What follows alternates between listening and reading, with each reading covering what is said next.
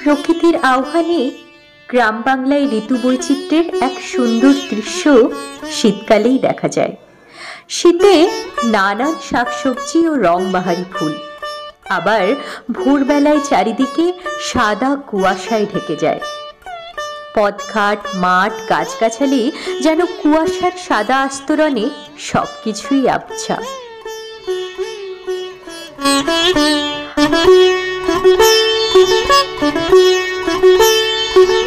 আম গাছ আমের মুকুলে ভরে গেছে, মৌমাছির চঞ্চলতায় মুখরিত চারিদিক।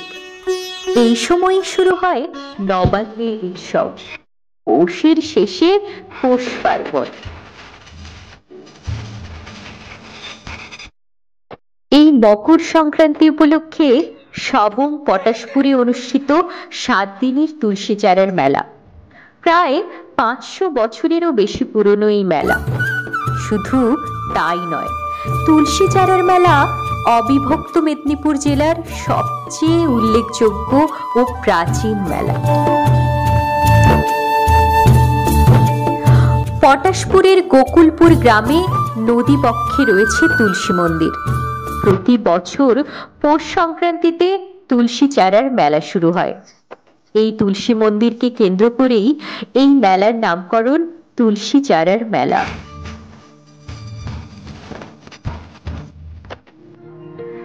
পটাশপুরের গোকুলপুর গ্রামে বাকসিদ্ধ বৈষ্ণব শ্রী শ্রী গোকুলানন্দ গোস্বামীর সমাধি মন্দির রয়েছে। বয়স্কদের কথায় গোকুলানন্দ সবংয়ের কোলন্দা গ্রামের নামকরা জমিদার পরমানন্দ ভূঁইয়ার ভান্ডারী ছিলেন। বেশিরভাগ সময়ই সাধন ভোজনে ব্যস্ত থাকতেন। পরমানন্দের ছেলে বিপ্রপ্রসাদ গোকুলানন্দের শিষ্যত্ব গ্রহণ করেন। গোকুলানন্দ গোস্বামী পৌষ সংক্রান্তিতে রাত 12টা নাগাদ নদীর মাঝখানে তার যোগ মঞ্চে সাধনা করতে করতে সমাধিপ্রাপ্ত হন।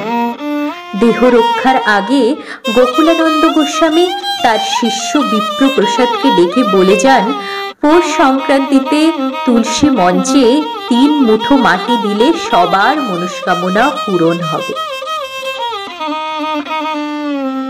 এরপর থেকেই পৌষ সংক্রান্তির ভোরে পুণ্য স্নান করে গোকুলানন্দ গোস্বামীর তুলসী মঞ্চে কেলেঘাই নদী থেকে 3 মুঠো মাটি তুলে দান করেন। 2 মেদিনীপুরের হাজার হাজার মানুষ তুলসী মঞ্চে মাটি দিয়ে পূজা নিবেদন করেন।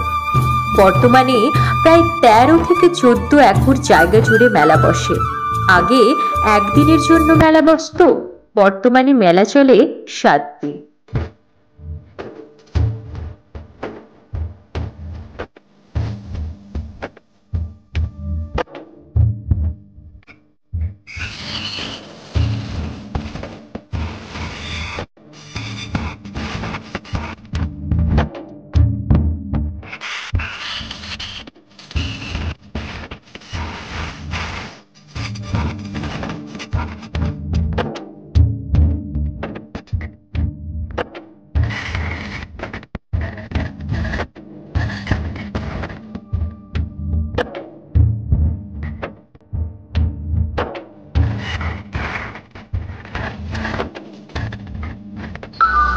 সময়ের সাথে সাথে আকারে ও বহরে বেড়েছে তুলসী চারার মেলা।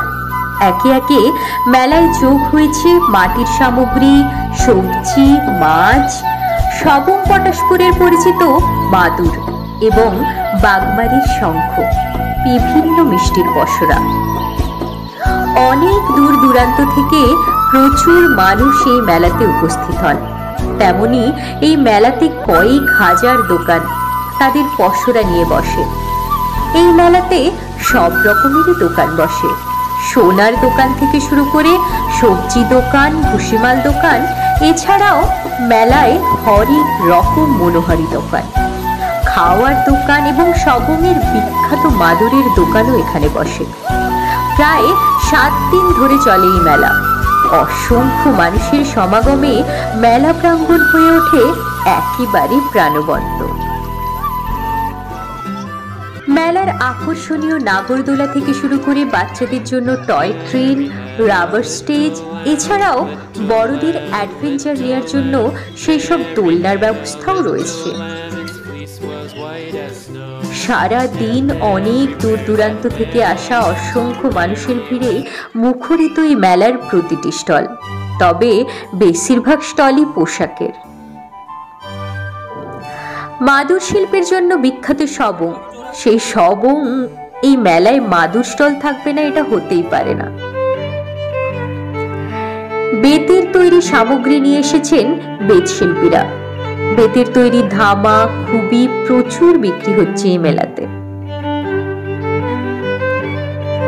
পরিবেশ বান্ধব মাটির তৈরি হাঁড়ি, কলসি, তাবা, দীপ, দীপাসন, ধুনুচি এবং সুন্দর সুন্দর মাটির টব সুলভ মূল্যে বিক্রি হচ্ছে।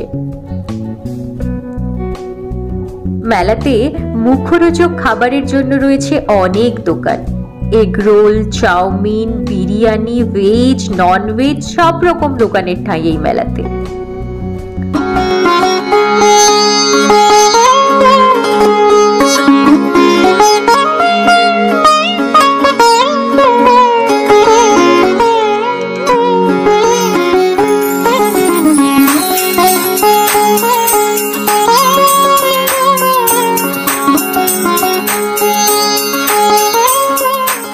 কেলেখাই নদীর পাড়ে প্রায় 4.5 একর জায়গা জুড়ে এই মেলা ক্ষেত্র।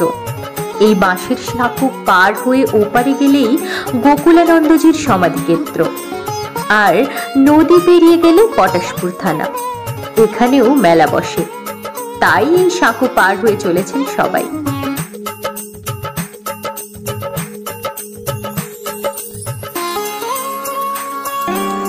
মেলাতে ডাবের দোকান বসে।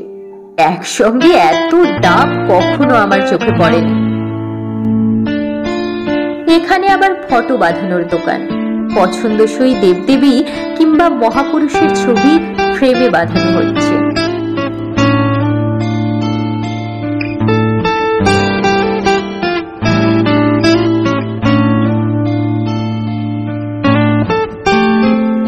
এখানে লোহার তৈরি নানান জিনিসের পসরা।